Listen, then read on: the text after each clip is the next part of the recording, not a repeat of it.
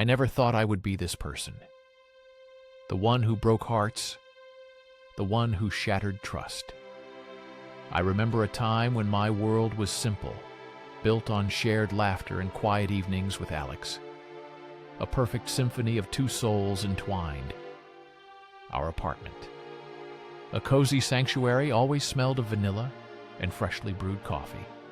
A scent that now brings a pang of unutterable sadness to my chest.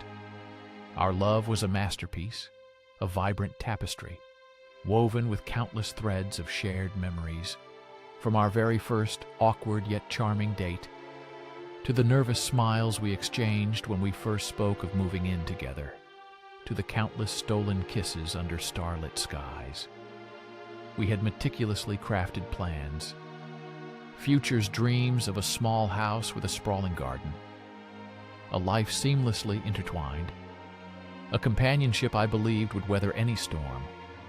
I truly believed we were invincible, that our bond was an unbreakable fortress built on unwavering loyalty and profound affection. I loved Alex with every fiber of my being. Or so. I convinced myself every single day with every tender touch and every whispered promise. The shift was almost imperceptible, a subtle tremor beneath the surface of our tranquil existence, like a slow turning tide that gradually erodes the shore. I met Sam at work, a new colleague in a different department. Sam had an undeniable magnetism and electrifying energy, a captivating spark that was impossible to ignore. Sam possessed a quick wit, an infectious laugh, and an uncanny ability to disarm with just a look. At first, it was merely professional courtesy, a shared coffee machine, a quick chat about mundane office projects. Then the chats grew longer, lingering glances exchanged across crowded rooms. Sam listened in a way Alex had stopped listening, or perhaps more accurately, in a way I had stopped letting Alex truly listen.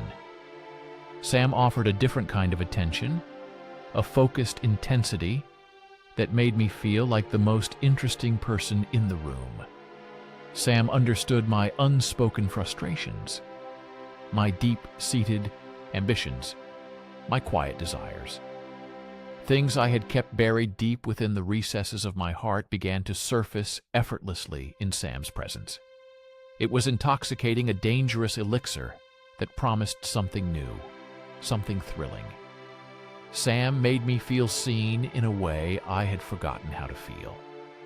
Sam made me feel alive in a different sense, a vibrant, exciting sense that pulsed through my veins like a forbidden melody.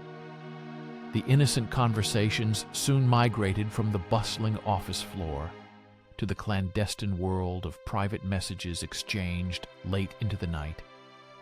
My phone became an extension of my secretive existence, buzzing with Sam's witty remarks, thoughtful questions, and increasingly personal revelations.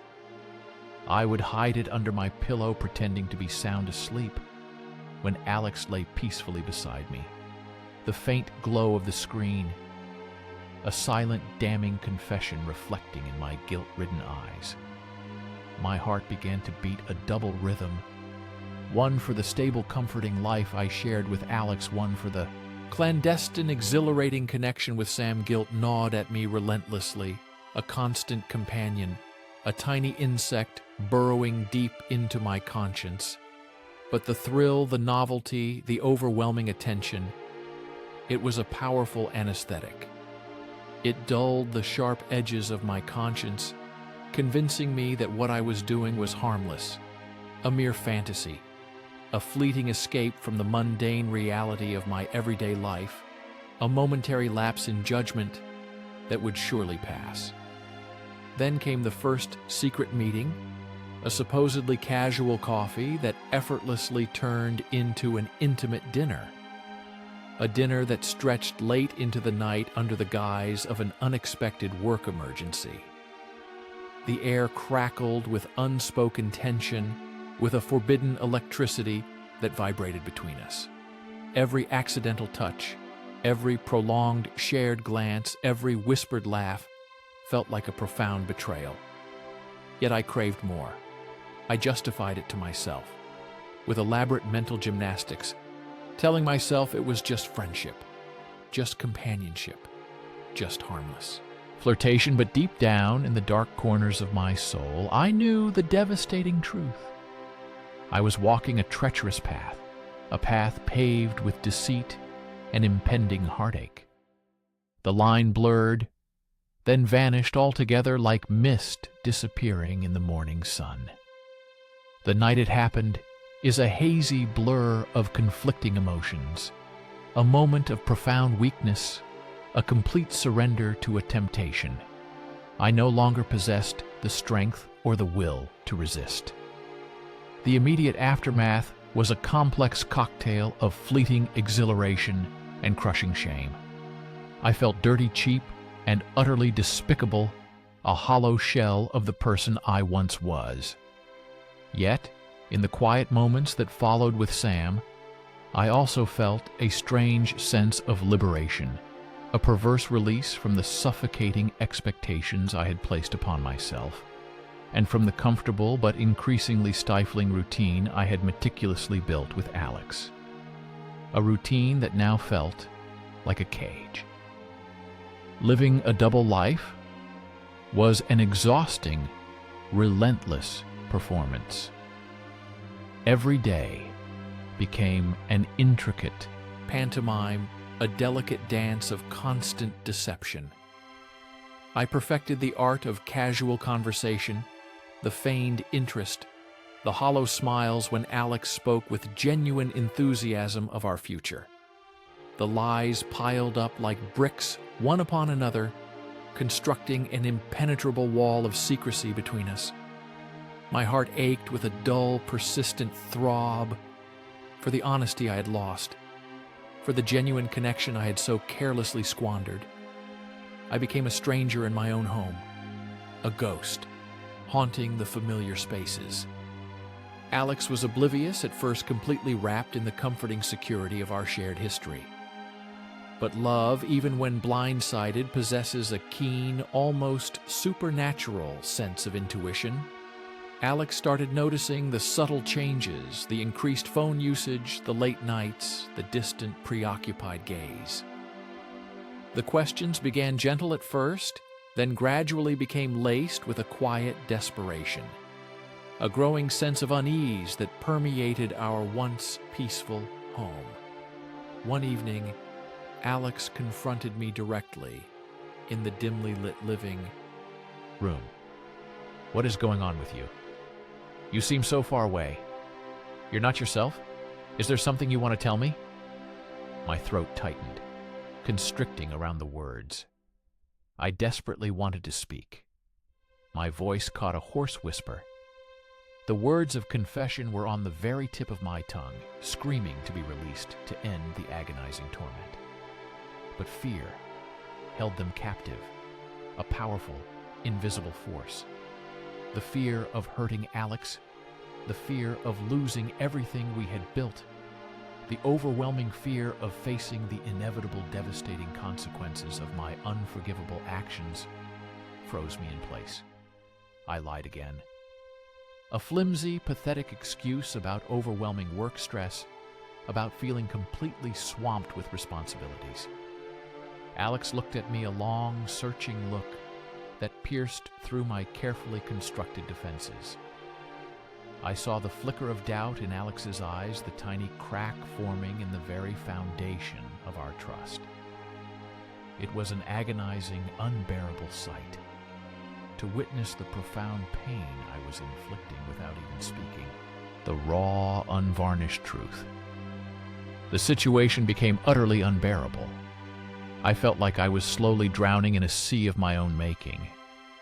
Alex deserved better, so much better. I knew this intellectually, logically.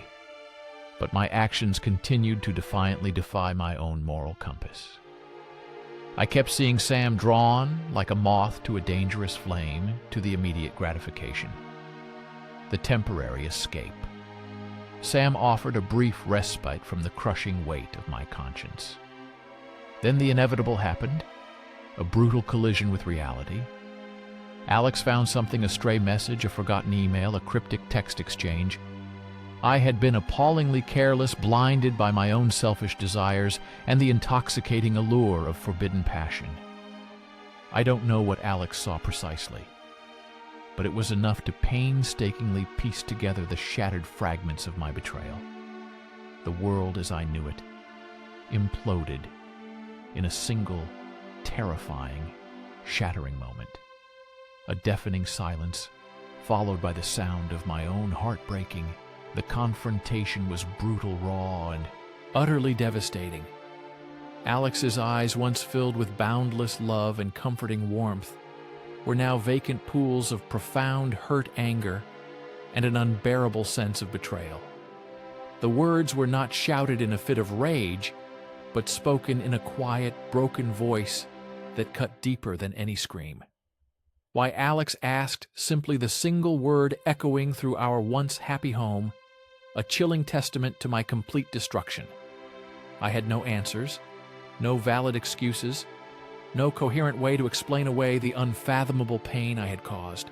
I stammered. I cried. I choked on my own desperate pleas for forgiveness. But the irreparable damage was already done. The trust was shattered beyond any hope of repair. Alex's tears were a silent torrent, a visual representation of the unbearable heartbreak I had so cruelly inflicted.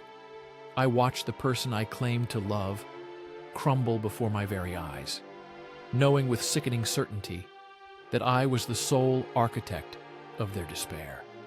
The aftermath was a desolate wasteland of shattered dreams and broken promises. Alex left, not with a dramatic bang, but with a quiet, painful whimper, a gentle packing of bags, a final farewell that resonated through the empty apartment like a death knell. Our love story, once vibrant and full of life, was now a tragic tale of infidelity, regret, and irreversible loss. Sam was gone too. The momentary thrill had evaporated like morning dew, replaced by the stark, undeniable reality of my choices. Sam offered no comfort, no solace, simply a shrug and a quiet retreat into their own life. I was left utterly alone with the extensive wreckage of my own making, isolated by the overwhelming consequences of my selfish, unforgivable actions.